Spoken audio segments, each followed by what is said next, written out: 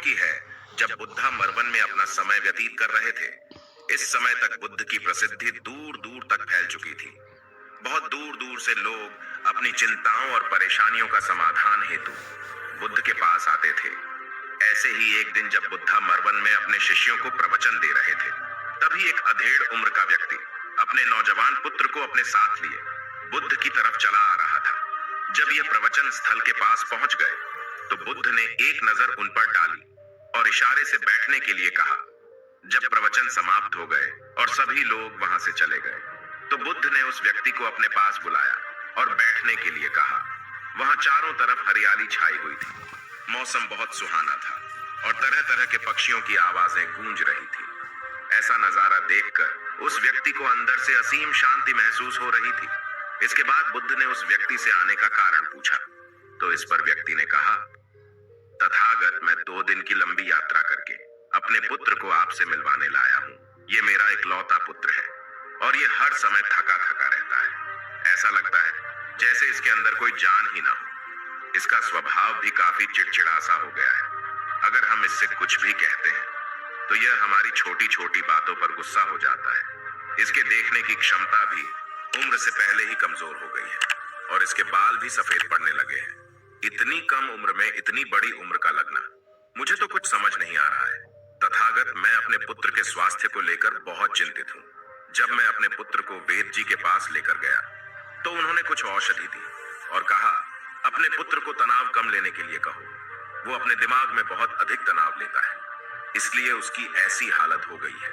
लेकिन मैंने उसको बहुत समझाने के बाद भी तनाव का मतलब समझ नहीं आया।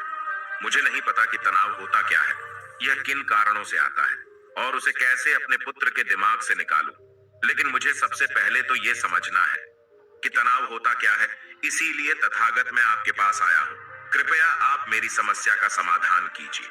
यह सुन बुद्ध उसके पुत्र को बड़े ध्यान से देखते हैं, उसके चेहरे को देखते हैं, उसकी आंखों को देखते हैं और फिर उसके हाथों की नब्ज को भी देखते हैं। ये सारी विधि करने के पश्चात बुद्ध उस व्यक्ति से कहते हैं कि तनाव लेना तो कोई नहीं चाहता, लेकिन फिर भी यह तनाव लोगों के दिमाग को दीमक की तरह पकड़ लेता है और व्यक्ति जान भी नहीं पाता है कि वह तनाव में जी रहा है। लेकिन अगर व्यक्ति तनाव के कारणों को अच्छे से समझ लेता है और तनाव के बारे में कोई ऐसा पैमाना बना लेता है जिससे वह जान सके कि वह कितने तनाव में है, तो वह इस समस्या का समाधान भी खोज सकता है। सबसे पहले तो तुम ये समझो कि तनाव होता क्या है। जब भी कोई व्यक्ति कोई काम कर रहा होता है, लेकिन उसका मन कहीं दूर भटक रहा होता है, कल्पनाओं में होता है, तो उसके शरीर और मन के बीच एक दूरी पैदा हो जाती है। ये दूरी जितनी अधिक होगी, व्यक्ति उतनी ही ज्यादा बेहोशी की अवस्था में होता है और शरीर व मन के बीच की इसी दूरी और खिंचाव को तनाव कहा जाता है। आखिर कोई पसंदीदा खेल खेलने के बाद व्यक्ति चुस्ती और प्रसन्नता से क्यों भर जाता है, जबकि उसने तो अपने शरीर को थकाया है। लेकिन समझने वाली बात यह है कि खेलते समय मन और शरीर एक साथ पूरी तरह से उस खेल में केंद्रित होते हैं, जिससे शरीर और मन के बीच दूरी पैदा नहीं होती और कोई तनाव पैदा नहीं होता।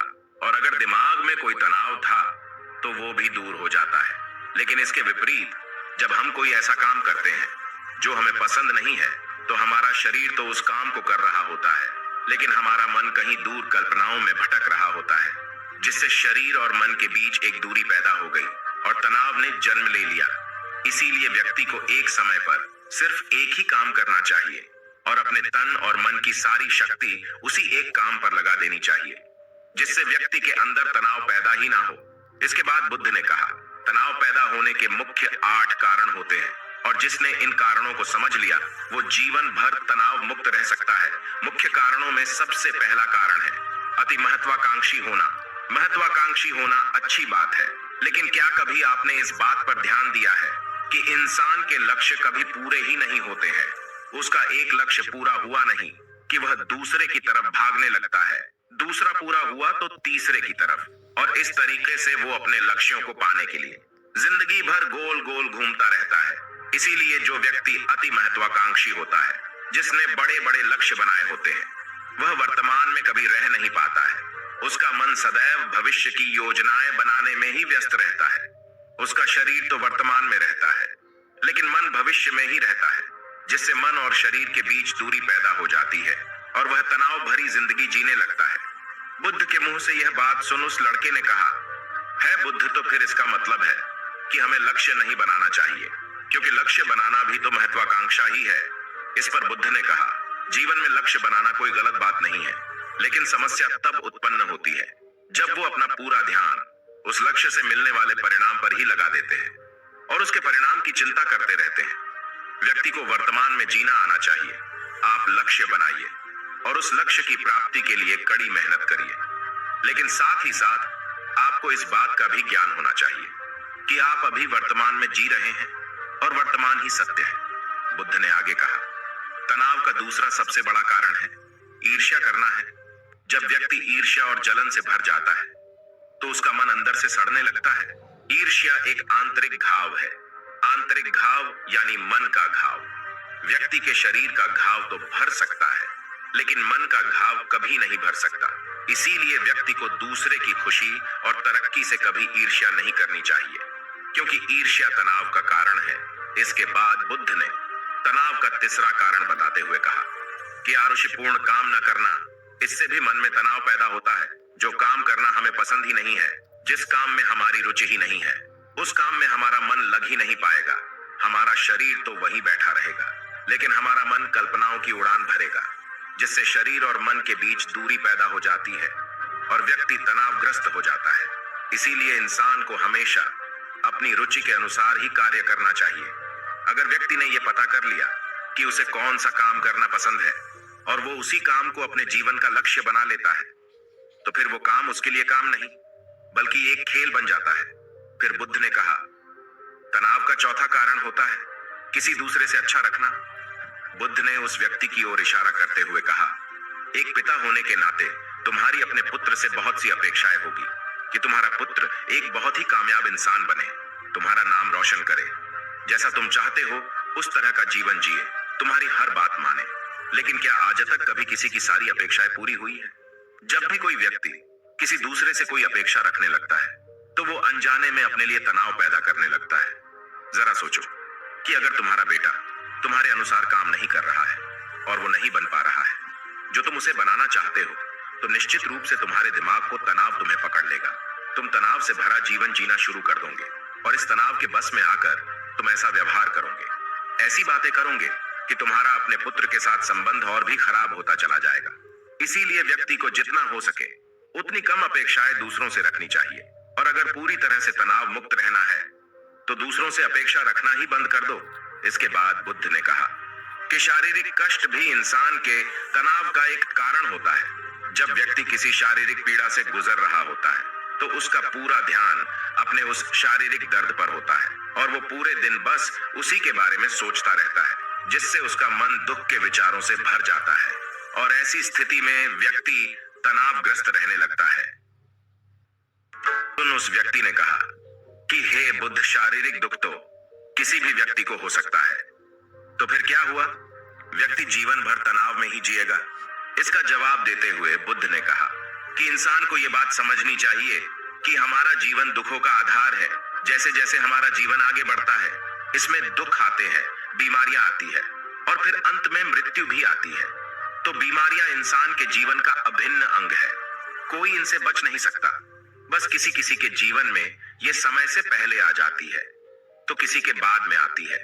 जब इंसान का मन इस बात को अच्छे से समझ लेगा तो फिर वह अपनी बीमारी के बारे में सोच सोच कर ज्यादा तनाव नहीं लेगा, क्योंकि यह हमारे जीवन का अभिन्न हिस्सा है और इसके लिए व्यक्ति को शारीरिक रूप से भी अभ्यास करते रहना चाहिए। अपने जीवन में व्यायाम और स्वस्थ जीवन शैली को भी जगह देनी चाहिए ताकि उसका शरीर लंबे समय तक निरोगी रहकर सही से काम कर सके। तनाव का अगला कारण होता है अपनी योजनाओं को समझने के लिए समय न देना। कुछ लोगों के दिमाग में कोई विचार आया ही नहीं कि वो बिना सोचे समझे उस पर काम करना शुरू कर देते हैं, और जब उस काम में उन्हें असफलता मिलती है तो वह तनाव से भर जाते हैं, क्योंकि उन्होंने उस काम को शुरू करने से पहले उसके बारे में पूरी जानकारी इकट्ठा नहीं की थी। इंसान को कोई भी काम शुरू करने से पहले उसके अच्छे और बुरे परिणामों के बारे में ठीक से सोच विचार कर लेना चाहिए। इंसान को इस बारे में भी सोच लेना चाहिए कि अगर ये योजना सफल नहीं हुई फिर इसके बाद मैं क्या करूंगा? इसलिए व्यक्ति को अपनी योजनाओं को ठीक से समझने के लिए पूरा समय देना चाहिए, ताकि बाद में उस योजना की वजह से तनाव पैदा ना हो। तनाव का 7वां सबसे बड़ा कारण है टाल मटोल करना, आज के काम को कल पर टालना। आप लोगों ने ये कहावत तो सुनी होगी कि आलस्य इंसान के शरीर का सबसे बड़ा शत्रु है। इंसान आलस्य की वजह से आज के काम को कल के लिए टाल देता है और फिर काम को टालना उसकी आदत बन जाती है।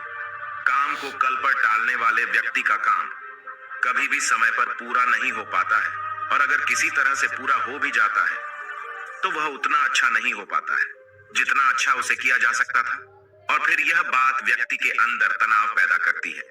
लेकिन काम को टालना या काम को एकदम अंत समय पर करना एक आदत है, इसीलिए व्यक्ति ना चाहते हुए भी बार बार अपनी इस आदत का शिकार बन जाता है और काम को टालता रहता है। और फिर जब काम की समय सीमा पास आ जाती है तो वह तनाव से भरकर काम को पूरा करने का प्रयास करता है।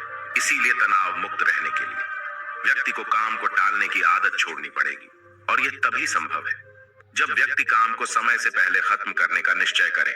सबसे आखिरी और सबसे प्रमुख कारण जो तनाव का होता है वो है ज्यादा सोचना। लगातार सोचते रहना भी एक बीमारी है, और यह उस व्यक्ति में सबसे ज्यादा पाई जाती है जो सिर्फ कल्पनाएं करता है, जो अतीत की घटनाओं और भविष्य की बातों के बारे में सोचता रहता है, जो बेवजह के अनुमान लगाता रहता है। इसीलिए व्यक्ति को ज्यादा सोचने की आदत पर लगाम लगाना चाहिए। इसके लिए जितना हो सके खुद को काम में व्यस्त रखना चाहिए और हर दिन ध्यान का अभ्यास करने को अपने जीवन का हिस्सा बना लेना चाहिए। बुद्ध के मुंह से यह सारी बातें सुनकर उस व्यक्ति ने हाथ जोड़कर कहा, बुद्ध, मेरा पुत्र तो अभी मात्र 20 वर्ष का ही है और इसमें अभी इतनी समझ भी नहीं है कि यह आपकी बताई सारी बातों का एक साथ पालन कर सके। आप कृपया करके तनाव मुक्त रहने का कोई आसान सा तरीका बता दें जिससे मेरा बेटा उसका अनुसरण भी कर सके और तनाव मुक्त भी रह सके। उस व्यक्ति की यह प्रार्थना सुन बुद्ध ने कुछ सोचते हुए जवाब दिया, अगर तुम इतनी सारी बातों का पालन नहीं कर सकते हैं तो इसके लिए एक बहुत ही आसान विधि है। तुम एक बार मैं एक काम को करने पर ध्यान लगाओ। जो भी काम कर रहे हो उस समय पर सिर्फ उसी काम को करो, सिर्फ उस पर ही अपना पूरा ध्यान लगाओ। और अगर तुम्हारा मन इधर उधर भटक जाता है तो 2 मिनट शांत रहे, 1 मिनट। जैसे ही तुम्हें याद आए उसे वापस फिर उसी काम में लगा दो। ये सबसे आसान और अच्छा तरीका है तनाव मुक्त रहने का। जब तुम भोजन करो तो उस समय सिर्फ भोजन ही करो, उसके पूरे स्वाद का आनंद लो, उसका अनुभव करो।